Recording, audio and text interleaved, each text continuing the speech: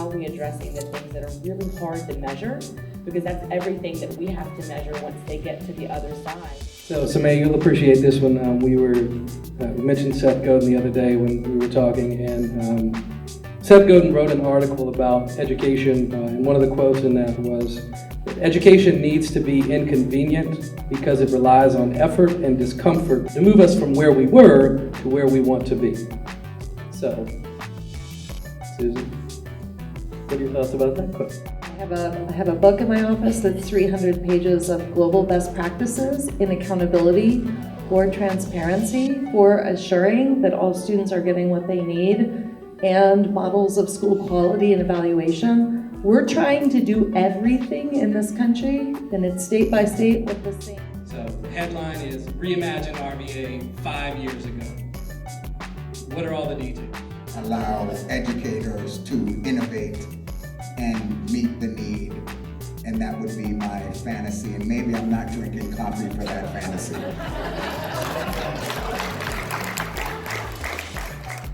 We know that the future is changing at rapid speeds, and probably 5 years from now, some of the pressing issues that face us today will be compounded with issues we've yet to imagine. So I think creating organizations and education being a space that really fosters innovation, there's that safety net of this idea of design and iteration. It is the place you need to go to learn how to gift a student with all that they need to be prepared for life, through what they created in conversation and what they enacted in their school systems together. That's what I would say about it.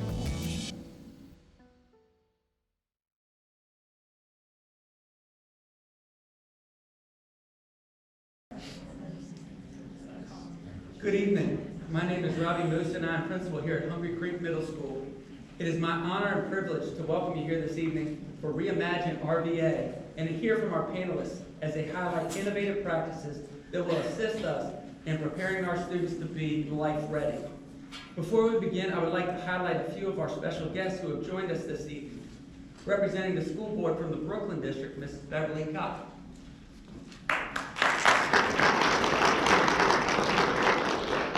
Representing the school board from the Three Chop District, Mrs. Mickey Ogberg. Representing the school board from the Tuckahoe District, Mr. Bill Pike.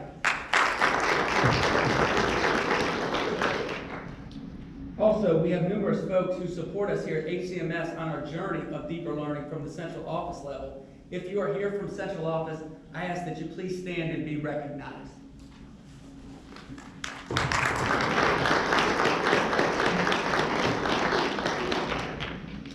At this time, I would like to introduce the iNACOL 2018 Personalized Teacher of the Year, Mr. Jason Vest, to introduce our panelists for the evening and begin our event. Jason.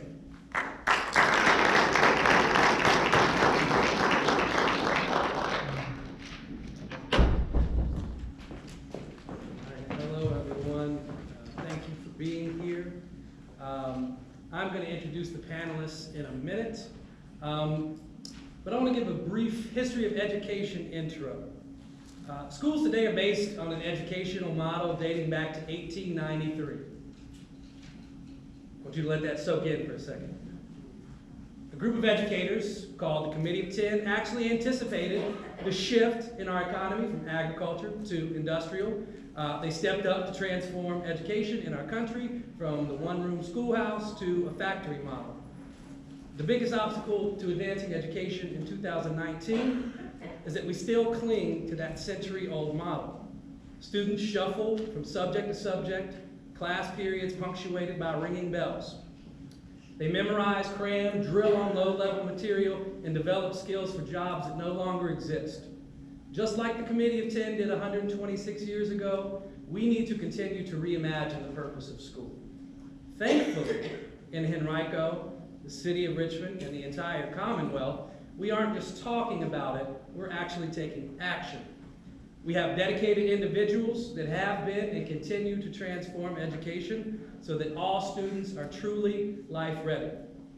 I'm honored to welcome some of those individuals to the stage right now to help us to continue to reimagine RVA. please join me in a warm round of applause for Dr. Amy Cashwell, Superintendent of Henrico County Public Schools, Dr. Andrew Daire, Dean of VCU School of Education, Todd Nuckols, Executive Director of Lighthouse Labs, Somiah Lattimore, Managing Director of Lighthouse U and Director of Experiential Learning at VCU Da Vinci Center, and Susan Patrick, President and CEO of iNACOL.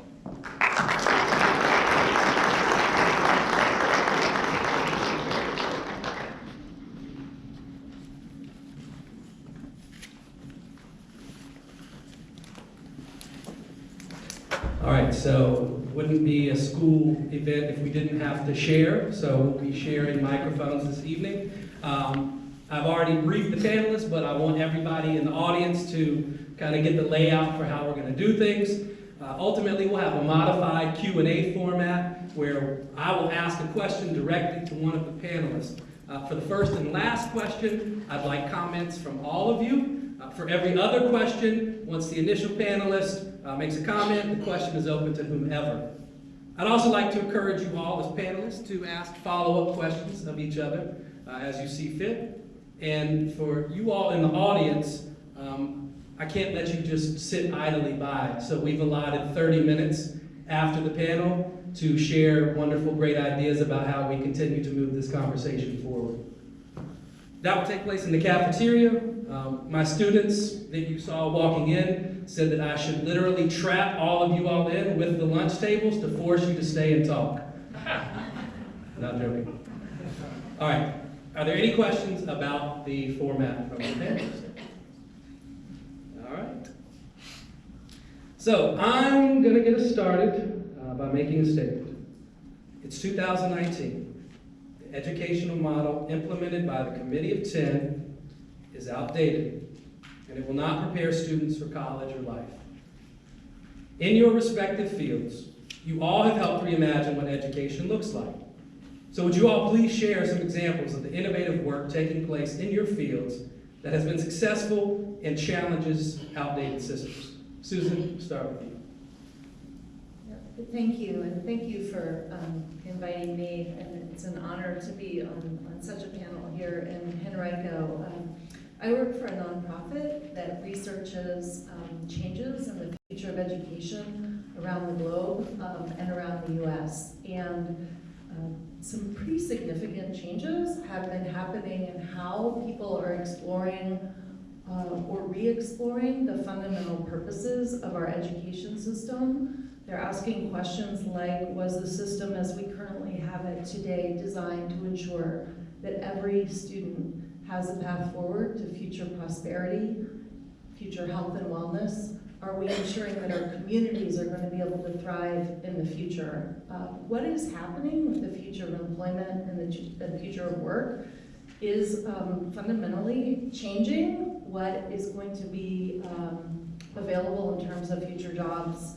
More than half the jobs in the next 10 years are going to be shifting. And there are going to be other jobs, but it's going to require a different skill set. So in my work, we're seeing just 5 years ago, there were school districts all across the US. We estimated about 4% of the nation's 14,000 school districts were starting to develop innovation programs. You might call them innovation zones from New York City, in Chicago, in rural Kentucky, across Texas. If I showed you, I have two maps, one from 2014 and one from 2017. And you see this sprinkling of dots of new school models and public school districts where educators, parents, and communities are coming together to have design challenges asking fundamental questions about the purpose of education and what the designs would look like that ensured that every student had pathways, opportunities for learning inside and outside of school, opportunities for designing that creative work, as well as building the knowledge and skills they need for college. So the changes that we've seen, if you flip to the next slide on this map, you see this color burst take off. So what we're seeing around the US is this growth to almost 2,000 new school models. Now it's expanded to 10% of public school districts making these changes. And there are trends happening around the globe. You see this in Finland, you see this in the United Kingdom, in England, in New Zealand, in Australia, that there is a transformation of the educational landscape that is asking these fundamental questions on whether our system is fit for the purpose intended, and those new designs happening. So the question now is thinking about there should be no limit in our design for learning on how fast and how far our students can go, and we should ensure mastery of the knowledge and skills needed for the future for each and every student. So it's a new commitment for innovation, for equity, and excellence for all of our youth. That's a tough act to follow.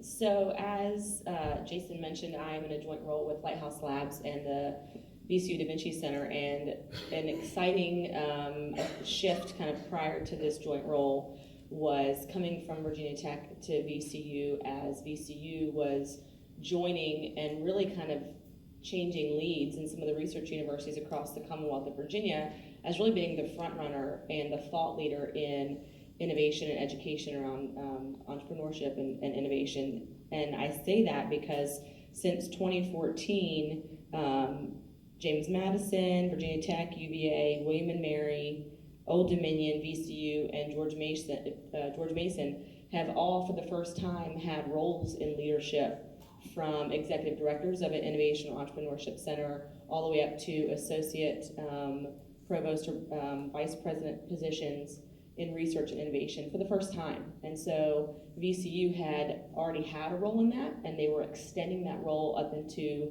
the top tier in the C-suite, if you will, already as the thought leader in our Commonwealth, which is incredible.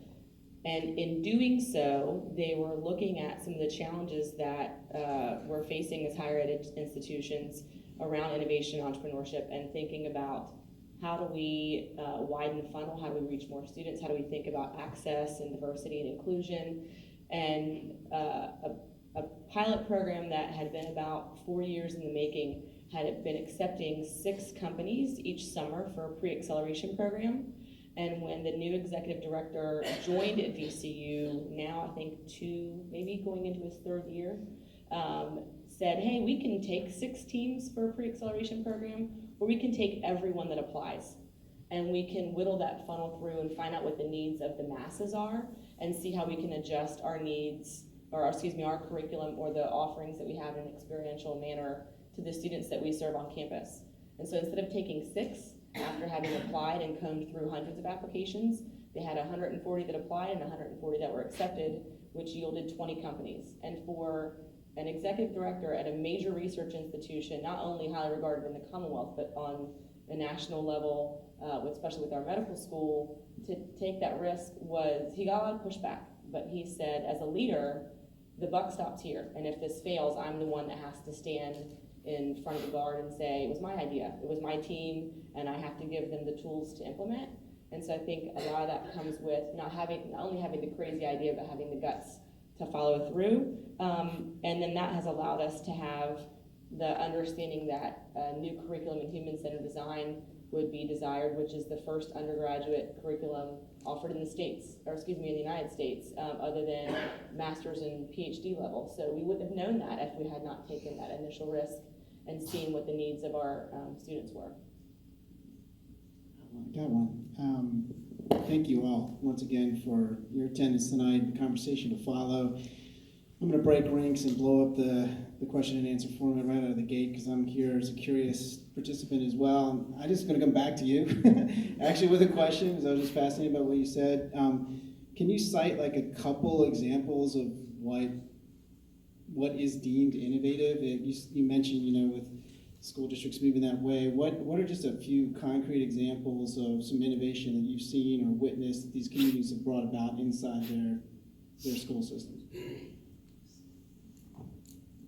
A question. Let's do a couple of quick examples. Is that okay? If you walk into a high school and the space allows for, imagine on all of the walls, big probing questions that not only our youth will face in the future, but actually our communities will face in the future. So high school, where teachers and students are sitting down together and they're asking, what is the future of artificial intelligence mean for our society and jobs? And that's actually, you might call it curriculum redesign, but if you take the standards and the knowledge, the academic knowledge students need to know and be able to do, and then the skills of researching and writing and digging, those skills are still going to be needed. What they're doing is forming big questions. I visited schools in Europe that had questions like the formation of the European Union. Good idea, bad idea. What is the history of it? What are the implications? And each student essentially has like a learning passport and a learning portfolio that builds up to a mastery-based transcript or diploma, or just think of your diploma getting formed not just from going into a classroom every day and sitting in rows with a single textbook and a single teacher and a single text, but building out those ideas in building out your English curriculum and building out the math in ways that are project-based, that are relevant, that are often tied into internships.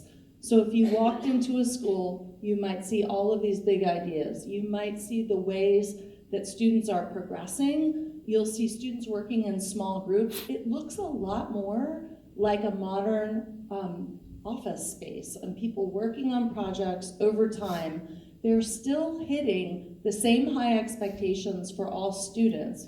So you think about the Virginia State curriculum or what you expect in Henrico County.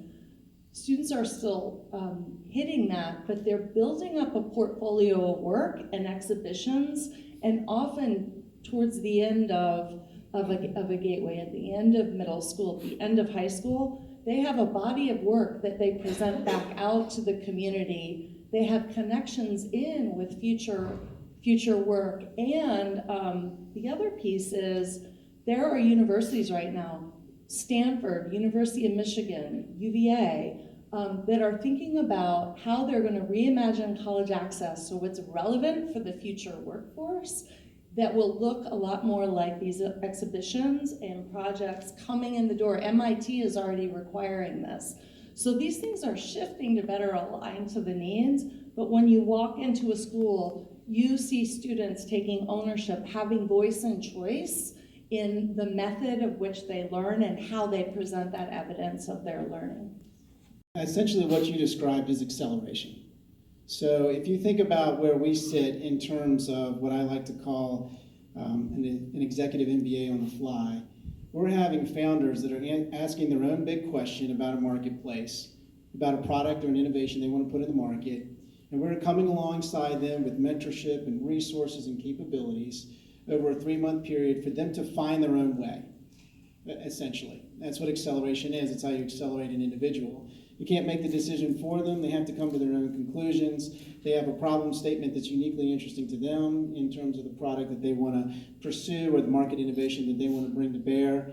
And certainly there are economic factors and there's decisioning around what's an appropriate product, what's not an appropriate product that you help them work through. But essentially you're giving them raw materials, whether that's an investment thesis or a set of legal documentation or how to deal in an HR circumstance or a leadership circumstance to work through that problem solve.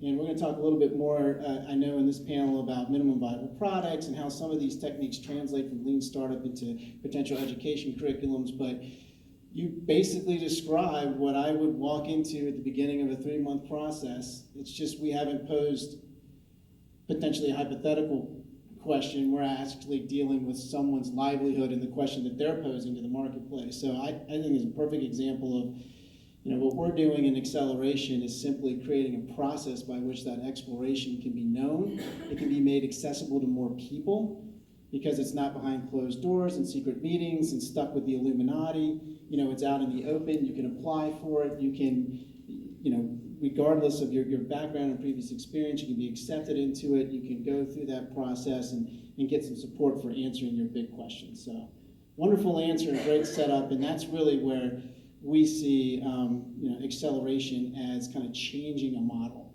of how people go and create ventures. And it's really becoming table stakes for a lot of the venture community, those people that are trying to fund the next Google, try to fund the next Facebook, down into micro and Main Street businesses. We're seeing these processes of access come into the marketplace be codified like acceleration, a 3-month process that involves capital and mentorship, connections, and community. And it's really opening up access. Steve Case refers to it. Steve Case, former AOL person, now on a personal mission. He runs a fund, equity fund out of DC called Revolution Capital. Has gone around the country on the Rise of the Rest tour. We can all do this. Founder can come from anyone and anywhere with the right resourcing and encouragement. So that's what we took to do in acceleration. Boy, it just gets tougher and tougher. So good luck. I really struggled with this question. One of the things that have been exciting for me in my career was serving as an associate dean for research at 2 major research institutions, and at University of Central Florida and University of Houston. And particularly in University of Houston, one of the things that they did was the associate deans, we met once a month, and every month a different faculty member from each college presented on cross-disciplinary or transdisciplinary innovative research. And I would sit there so incredibly, to be honest, frustrated and disappointed at the lack of true innovation that happens in education. When we look at the combination of pharmaceutics and engineering, you can take pills that they can actually remote control. We have targeted cancer treatment for the specific type of cancer for a particular individual. In the Texas Medical Center, they're performing surgery on folks in Iraq and Afghanistan. And I think in education, is it really innovation? Is that a fair terminology to even use opposed to different practice? So when I think about innovation, I tend to think in terms of how are we utilizing knowledge, skills, tools, particularly cross-disciplinary, transdisciplinary, and how are we applying them to our field to do things in a different way, potentially radically different way, to achieve the types of outcomes. We do things that are innovative, and I put that in quotes. We have like a residency model that's quite successful in preparing educators to be successful in urban and high-need schools. But from an innovation standpoint, if you're truly, purely looking at a definition of innovation, I don't know if that would pass the test of when we think of innovation. We have promising practices and evidence-based practices, but is that really pushing the needle on innovation? Some things that we're beginning. So maybe next year we have 2.0, and I can hopefully give some more concrete with some data. But some of the things that we're looking at is one, we're actually looking at how we can collaborate with the Da Vinci Center to add a certificate or some different curriculum and really in innovation and how we can prepare educators to think innovatively about classroom content and what they're doing in the classroom, opposed to feeling like they might be stuck or relegated in some type of a box. I believe it might have been Lighthouse Labs that had a recent, and I may have it wrong, but in terms of an ed tech incubator. We did. Okay, and we're actually in communications with 3 of the folks from there, looking to move forward with one of the companies there on utilizing some of their ed tech technology in how we're preparing educators. Last week, my mind was literally blown in a conversation with a Chinese technology company, NetDragon. One of the cool things is the owner loves Star Trek so much, he bought the rights to the Starship Enterprise and built their $100 million building to look like the Starship Enterprise. Everybody here is probably in education, so that will never happen for you. But we're working with them and having some conversations on how we can be one of 4 universities in the country that can highlight and demonstrate some of the innovative ed technology that they've developed, utilizing what they know from the gaming industry, and then preparing a teaching, learning, and research lab so that we can prepare educators to use the types of tools and technologies that folks aren't even considering for education. So those are just 3 things that we're looking at, and I'm sure we'll have opportunities for more questions. Well, I think certainly the panelists have covered a number of innovations as I'd see it in the education space, but from my lens, particularly thinking about K-12 public education and thinking from the superintendent's point of view and looking at what's happening even at the state level in regards to innovation in K-12 education, I would absolutely say that yes, as has been stated before, there's been certainly an uptick or an increase in programs that focus on building students' abilities to be design thinkers, to be entrepreneurs, to be innovators, not just to master academic content. And as Susan alluded to, that looks differently in a number of different places, but we definitely see an uptick in schools, public and otherwise, particularly in the K-12 space, reimagining programming to really make sure there's an emphasis on graduating students who have expertise and a skill set really around this innovation and entrepreneurship space. I think we've also seen something that's been a long time coming when it comes to innovation. I think you brought up a good point. Is it innovation or is it just maybe pushing the envelope, and whether you can define it as such? But when I think of innovation, I think of really stretching what is into something that either creates opportunities or solves problems. And I think one of the large problems we've had in K-12 public education is this idea around measuring what matters. And so we know that we've seen some rigid accountability systems, particularly at our state level. We've seen some innovation around how we could create systems of assessment that more adequately do measure what matters. And so I think there's a lot of innovation at the local level, and that's sparking some flexibility at the that they're working.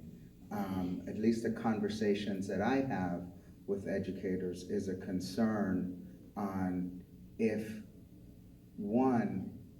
the process that we're using to measure accountability actually impairs what we need to be doing, then that's somewhat of a problem, right? So if we prepare, or if we have created a system and a culture around high-stakes testing, for example, or what happens when a school is struggling and there are certain rules or decisions that happen that impact that school, it's not necessarily creating the type of environment that's going to foster improvement, growth, and learning. I am excited about the recent decision in terms of looking at growth of all students. I think that's going to help a lot. But I also think as we look at accountability, and I may not be totally answering that question, but when we look at accountability, as a dean of a school of education, particularly a research university, right, where we have to solve problems that exist in society, particularly in the areas around us, we've got to do a better job on preparing educators to work in all schools. I'm sure the teacher at Armstrong in Richmond has probably greater anxiety around accountability than maybe the teacher at Deep Run. And there's some contextual differences in terms of the lives or the experiences of the student. But we also have to be careful that we don't fall into the trap of a deficit model in how we consider students from urban high needs environments, because the whole structure of the K-12 system was not even built for them in the first place. So I think when we look at accountability, we have to really deeply reflect on not just what's happening in the accountability, but what's happening all the way leading up to that moment where we begin having conversations on measuring accountability. I would like to add to that a bit. I think you make a great point about when we think about assessment models of the future or assessment 2.0, we can think about models that really create access and opportunity and remove some of the barriers that I think are currently in place when we look at a one-size-fits-all assessment model. So absolutely, I think public education is willing to be accountable to our communities and show that, you know, we're certainly want to communicate that we have strong, rigorous systems in place, and we want to make sure that our students are mastering what they learn. But what I think we ideally want to see is that students have some voice in that, and some voice in being able to articulate how they'll show what they've mastered, and that could look different for various students, but that certainly that high standard of mastery is still there. So flexible assessment systems where students have voice in articulating, again, what they know, assessment systems where the community is involved and as part of helping with these displays of mastery. When I think of accountability systems of the future, I think about public exhibitions of learning where students are able to showcase their learning in novel and unique ways, and the community has a part in seeing that. You know, things that can't be seen on a multiple choice test or scores that can be printed on the VDOE website, but can be seen and understood in person and in real life. I imagine that as an assessment system of the future where we're really offering those opportunities and bringing in experts in the community. When we talk about measuring what matters, we know that some of that core academic knowledge matters, but also we want students to be demonstrating learning and artifacts and creating things that will prepare them for life, and that might mean creating products that have to do with any sort of issue that is real world related and bringing in those experts, whether a student's working on a design project that has to do with architecture or environmental science, that architects and environmental scientists and experts would actually come into the K-12 system and be a part of helping us measure success when it comes to those benchmarks. So I think there's a lot of opportunity when we think of assessment 2.0 to think of that student-driven, community-centered model that really allows us to take it to the next level. And I think that those kinds of accountability systems actually advance equity rather than creating barriers. Just tremendous stuff going on over here on accountability. I was literally in a conversation this morning about, so entrepreneurs ultimately are held accountable by an outcome. Revenue, profit, we know lagging indicators, but how do we look into the process of being accountable? And I was literally talking with an individual who's trying to come up with what they call a fluency score. So basically a way to measure the speed of the entrepreneur's ability to test, measure, and fail, their engagement on the right problem to solve as opposed to just whatever they are solving, and their readiness and their preparedness, and being able to move that score, because almost like a FICO score, like almost move that score and get into a better position. And so we were trying to think through, ultimately how do you, and in some research in UVA that the students doing that Somiah could talk about, they were talking about measuring levels of engagement. So I just want to say from our perspective, engagement, any kind of measurement that will be valued over time, but also look at the process that's going on. I remember back in the old days, show your work, right? I'm sure that's still a mantra, but that's important. But can we measure and give accountability for that work and not just the outcome of the work? So even for me as an accelerator person, I get a little frustrated. My measurements are the amount of money my founders are going to raise, the revenue they're going to produce, the jobs they're going to create. But what about the failures that we did? That's positive progress. That person's life. They know they shouldn't be a founder. So that's step one. We get that off, or that idea won't go. Those things were, how do you measure and take into account the fact that someone failed, and that's good because they stretched themselves to try something that was beyond their capability. And bring those measurements over time and the subjective pieces into something that can be accountable as to the process you're going through to improve, as opposed to just the objective outcome or the lagging metric. So we were grappling with that this morning in just dealing with founders and how to assess them and make sure we're giving them the right tools and ability to progress and measure that. So similar challenges on our end too. I would just add to that, I think, so what I've seen being in academia on the higher education side since 2008 is, what happens when these folks graduate middle school and high school and they're on the other side of the sidewalk and they're thinking about that 4-year degree and going into the workforce, that thinking about the life skills that then are needing to be measured for freshman retention, the sophomore stability, and I could go on, is everything about measuring that soft skill, that life skill that may or may not have been addressed in K through 12, but is now critical to the success as someone is transitioning into adulthood where they may not have a full social system of support. And that soft skill is often the first thing that needs to be addressed, because they're not thinking about the critical process with which, if they have missed a class or they've gotten sick and they haven't communicated with a professor, they'll choose to often just ignore a problem and not think through the communication needed or think through the accountability needed to get themselves back on track and be able to make the next step or a plan to be able to move forward and maintain success. And so when this was posed, the very first thing I thought about with Accountability 2.0 was, how are we addressing the things that are really hard to measure? Because that's everything that we have to measure once they get to the other side of K through 12 is, where are we seeing the pre and post assessment? And how do you know whether or not someone is strong at communication where they may have been weak at the beginning, or seeing, everything that we begin to measure when they get into college, the first and most critical is everything to do with addressing soft skills development. So that's an excellent segue. I'm so glad to see it being addressed in K through 12.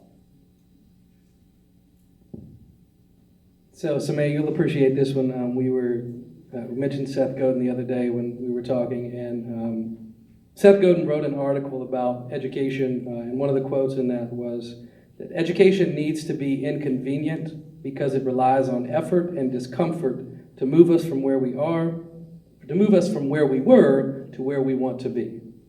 So, Susan, what are your thoughts about that quote?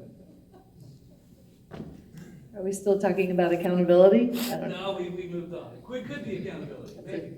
That's a joke. Actually, I will jump on that. Just one more point, which is the federal law that was passed for the Elementary and Secondary Education Act in December 2015 does allow states now to have innovative assessment and accountability pilots in a subset of districts. And right now, Louisiana and New Hampshire have been approved for those pilots and are trying some more balanced, different models in the U.S. of assessment.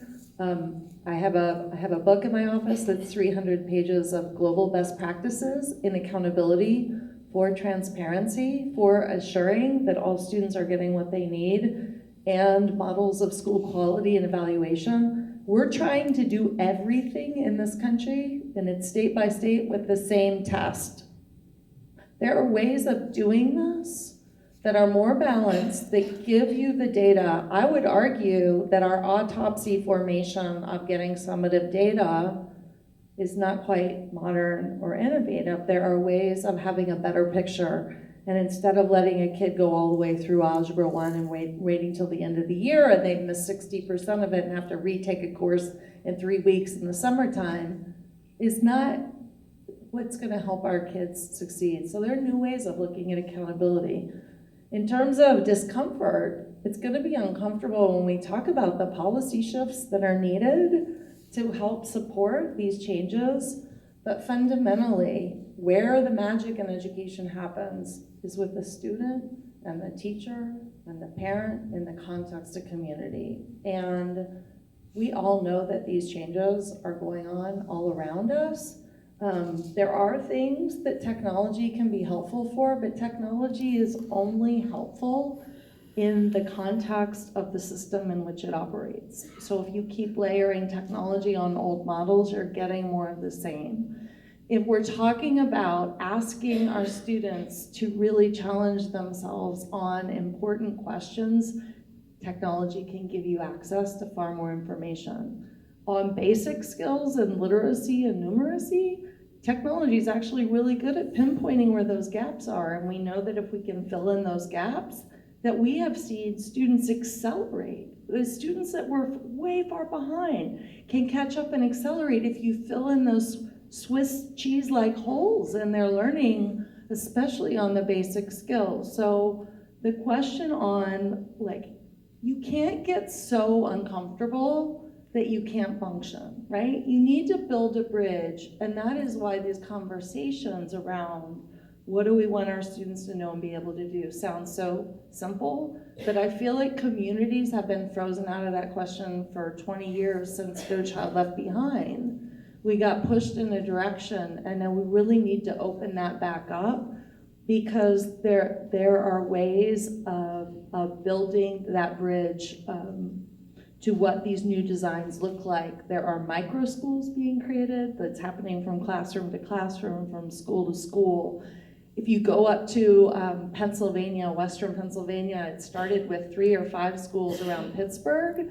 There are now 50 schools that have Remake Learning Day with their communities, and it's communities and parents and the schools coming together to do really innovative work using virtual reality to add to life. It just, so we're gonna be uncomfortable as long as we know we have to do something, but we have to make that discomfort tolerable, and we also have to know that you're not gonna get it right away. So it's about how do you manage this change and support students, support teachers, support parents, and having the information that they need to be able to give feedback.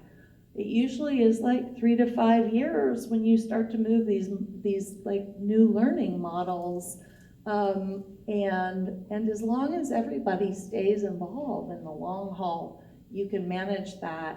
You can manage that discomfort as long as the voices are continuously heard. Yeah, I'll just throw in, I have 2 daughters that actually come through the fine and Rutherford County school system. So, I would say in terms of stretching and getting uncomfortable, there's 2 facets to this for me, and certainly working with founders. We do have to celebrate our wins. We cannot sit and continually bang on, we're not meeting a bar. So you do have to celebrate wins, and that allows someone the personal freedom to go to the next step. So if you're never celebrating wins, so I want to commend educators for taking their job very seriously, doing a wonderful job with my daughters. But my oldest daughter just graduated from the specialty center at Decline.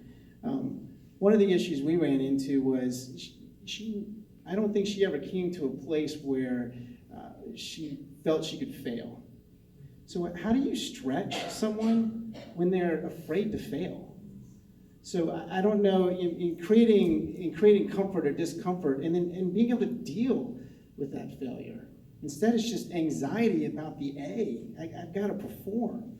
And so, when we deal with founders, we often deal with founders. So being a founder, especially early stage founder, actually has a significant suicide rate because of the stress and the pressure of going through a process like that. So we've been talking at the accelerator level about how do we allow people to fail? How do we create supportive environments that stretch them but don't break them? But if you can't ever fail, how are you going to stretch and learn or do something creative or innovative? If you always have to have the perfect grade, it's frustrating, and it's a frustrating balance because you got to measure and you want them all to succeed and achieve basic mastery. So I get that it's an incredibly frustrating balance, frustrating for us as parents and for our children to kind of go through those processes. But I would say we try to find with founders great ways to celebrate their wins, as small as they may be, but allow them to understand that failure is an option and it could happen, and how do you work through that process.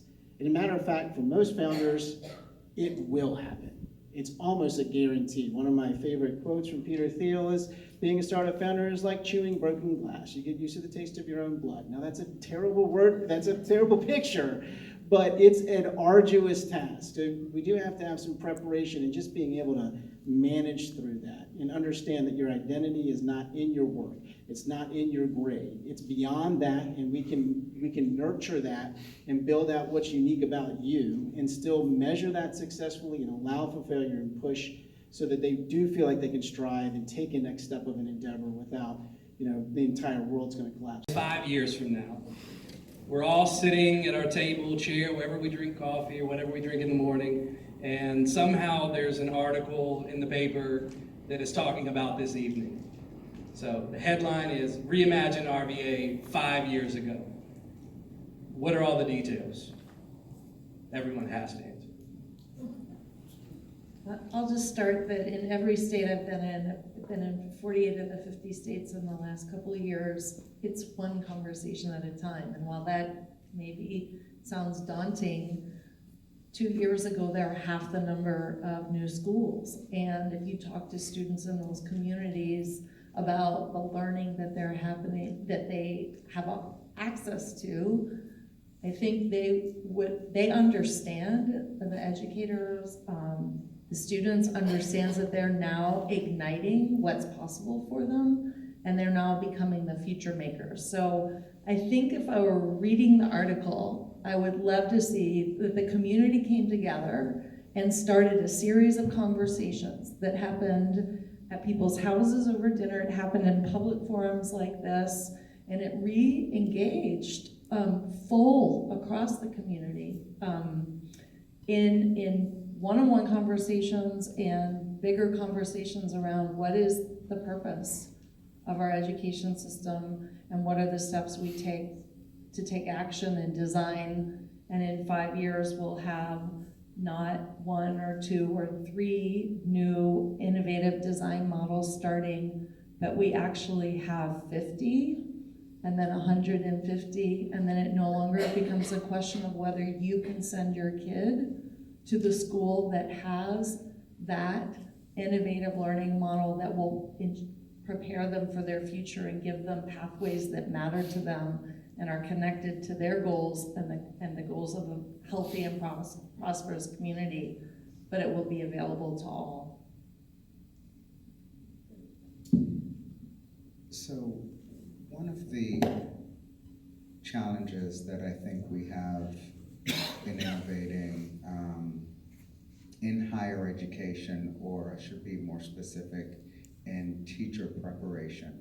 When I think about other fields, whether that's engineering, medicine, biomedical sciences, they're able to innovate in a manner that immediately meets market need and demand, and if anything, and in some cases too much so, there's almost a decreasing or a lessening of bureaucratic restrictions to allow that innovation to thrive, right? Some may argue probably gets a little too loose in the pharmaceutical industry and allowing products to market too quick. In education, we have the total opposite challenge.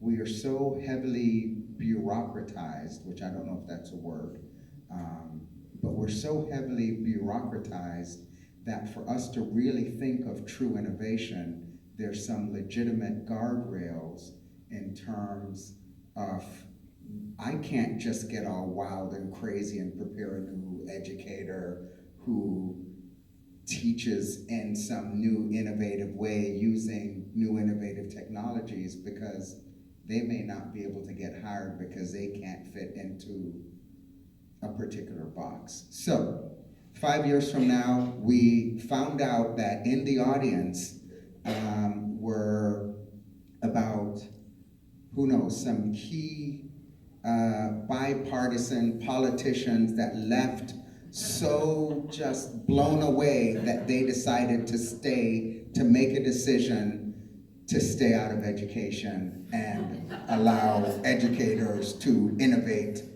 and meet the need. And that would be my fantasy, and maybe I'm not drinking coffee for that fantasy.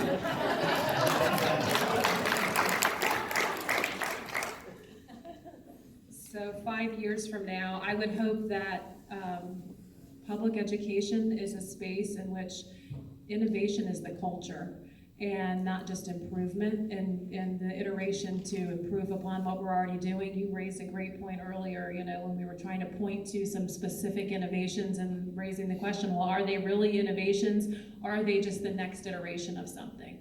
And when we think about true innovation and being a system that's nimble for change, we know that the future is changing at rapid speeds, and probably 5 years from now, some of the pressing issues that face us today will be compounded with issues we've yet to imagine. So I think creating organizations and education being a space that really fosters innovation.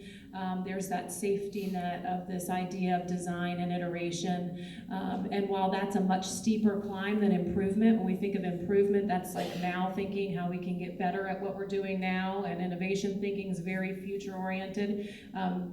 Fostering that culture of innovation really allows an organization to be nimble in situations in which there will be rapid change. And I think we're more and more coming into a space and a time where change is more rapid, and we have to position ourselves for that. I'd love to see, so in education, I always hear the industry, is the leader and that education follows, and what happens on campuses, is following the innovations around industry. And when I think about innovation as we've discussed it tonight, it seems as though there's an opportunity for a monumental innovation, for the real innovation to first take place. And right now we're stuck in a series of maybe very minimal incremental innovations. And it would be great to see that within 5 years, an article that is talking about not only the process with which the innovation took place, but that it started with, Stephen Covey says, begin with the end in mind. If we're thinking about students as they finish K through 12, maybe beyond higher education, or when they're entering the workforce, who is it that we want them to be 5 years post-graduation? And starting there in what that world will look like, not what we are envisioning that world as it is currently, but what is that 5-year mark going to look like in that new world, that new environment, those new ecosystems, those new social challenges, and what are the soft skills? Are they the same? Are there new things we need to consider, a new lexicon we have to adopt? That we are maintaining that forward-thinking progress so that it influences how we are thinking about how we addressed the problem, and the openness with which those various voices came together from the teacher's perspective, from leadership, from the higher education, from the parents, from the students, from staff, and then also from extreme users. So in human-centered design, we talk a lot about extreme users. So if you've got a student that has a high touch, maybe in a more challenging environment, up to the student that is someone that is in a gifted program that needs a challenge every single day, something new being pushed on a regular basis. If you are trying to work toward a problem that can be solved for those very extreme users, you will capture the mainstream needs. And so I would love to see that we had the forethought to address this problem in that fashion. I'll go quick with my summary article. So I would love for the article to read: the Blue Ribbon Commission came to the greater Richmond metropolitan area because parents and educators and private sector individuals, without the shackles of bureaucracy, throwing that in there for you, came together in 5 years, and it is the place you need to go to learn how to gift a student with all that they need to be prepared for life.